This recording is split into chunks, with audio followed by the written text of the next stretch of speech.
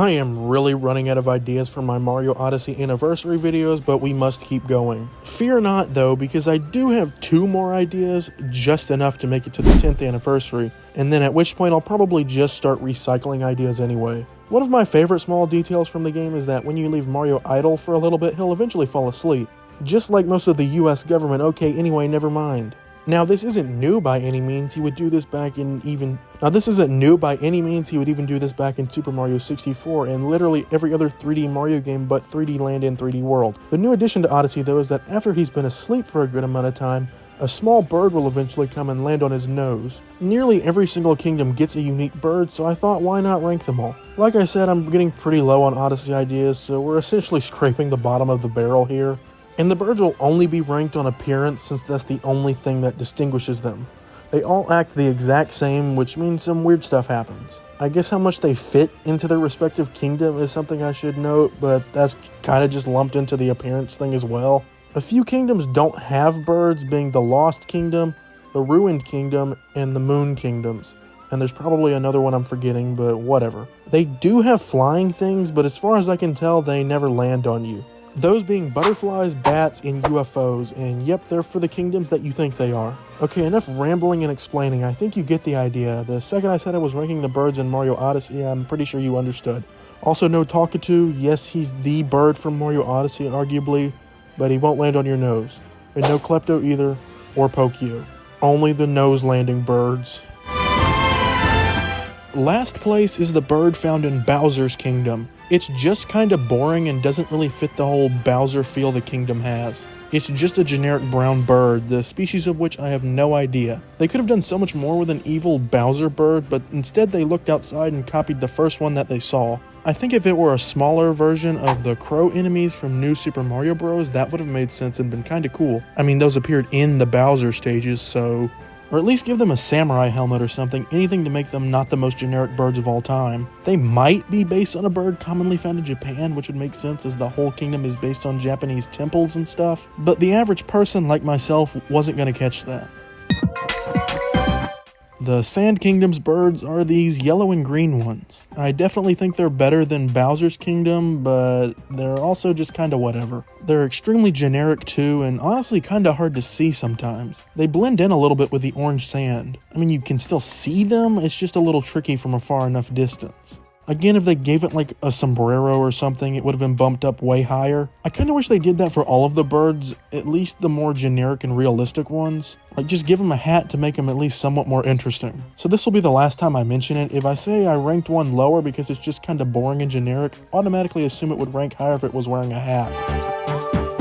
The Metro Kingdom birds are pigeons, but I mean, what else would they have gone with for a kingdom based on New York City? That being said, again, it's just kind of meh. Like, there wasn't really anything else they could have gone with for the birds here. It makes complete sense. I like that the pigeons look slightly more realistic than the other birds in the game, since that's one of the more memorable parts of Metro Kingdom. The weird, not really realistic, but realistic enough for the Switch-looking people. So they match well, but other than that, there's not really much to say. They're pigeons, they fit with the kingdom, and match its art style.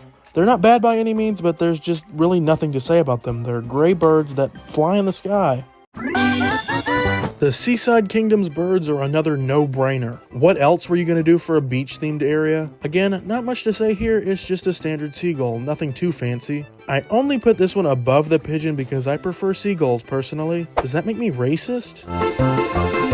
The Cloud Kingdom's bird is a dove, which is a good choice. But there was almost certainly more thought put into this than the pigeon or the seagull. I mean, what else were you going to use for those kingdoms? The Cloud Kingdom could have technically used any bird, since, you know, birds fly. But they fit really well with the cloud, almost heavenly feel the kingdom has. And yeah, you can't really see them, even more so than the Sand Kingdom birds, but whatever. It's my list, I don't have to follow the rules. Because there are no rules, it's my list.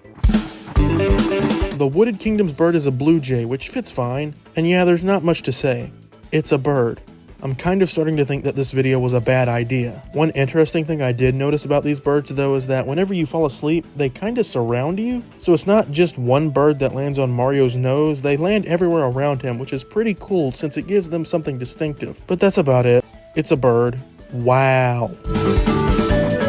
The Cascade Kingdom has this parrot thing. It fits pretty well, I guess, although I don't know if it necessarily screams Cascade Kingdom to me. When I think of the Cascade Kingdom, I think of dinosaurs and stuff. So I feel like a more prehistoric dinosaur-looking bird-like creature would have been a better choice.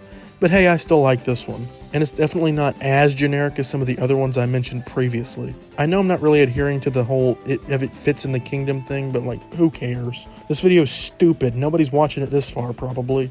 And if you are, leave a comment. I need engagement on my videos, please. Comment the word parrot if you made it this far in the video, please. I need to know if my audience knows how to spell the word parrot.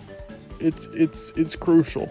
I honestly have no idea what the Luncheon Kingdom's bird is supposed to be. Although I think, and that's a really important word here, think it's supposed to be a ball of salt since there's piles of that stuff everywhere. The Luncheon Kingdom is a weird place, but I mean this is weird and it fits. I mean the beak is perfect for the strange polygonal design a lot of the aspects of the kingdom have. So yeah, it's definitely weird, but it fits the Luncheon Kingdom and I like it. Okay, side note here, I think it would have been really funny if they leaned more into the food theme and just had like cooked chickens flying around or something. I don't think they would have been able to get away with that, but it would have been really funny. Like Mario falls asleep and then when he wakes up he's got like a rotisserie chicken in his face or something. This is the highest the Lake Kingdom will ever make it on any list. The regional birds here are these pink ones with feathers that almost resemble fish scales.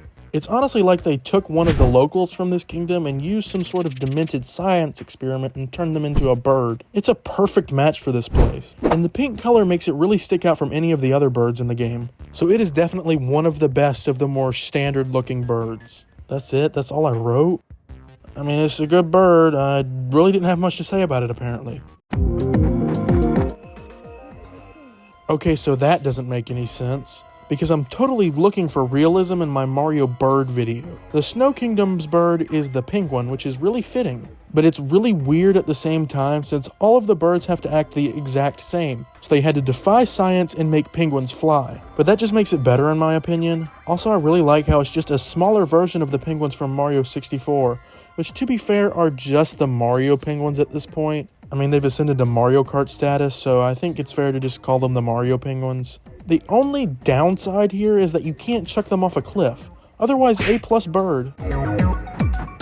I know for a fact that this technically should have rated lower, but like, come on. The Mushroom Kingdom's birds are the Mario birds, at least ever since 2011. This specific bird first appeared in Super Mario 3D Land, and has kind of just become the standard bird in the Mario series, which I like. Consistency is key, especially when it comes to birds. Yeah, birds are consistent or something. And now it's time for the greatest bird in the entire game. No other bird will ever soar to the heights that this one does. Metaphorically, because the Cloud Kingdom is pretty high up there. And at number 1, without a shadow of a doubt, is